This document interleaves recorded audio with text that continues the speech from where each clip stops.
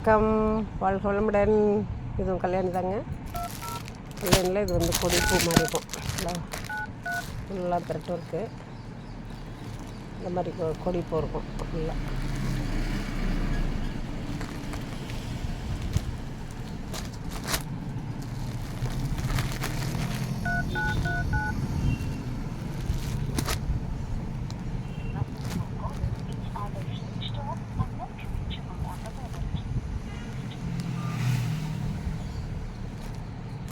ரொம்ப அழகாக இருக்கும்.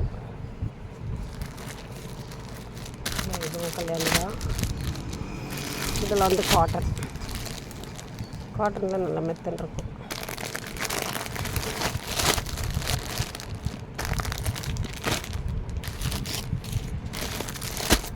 இது காட்டன் தான்.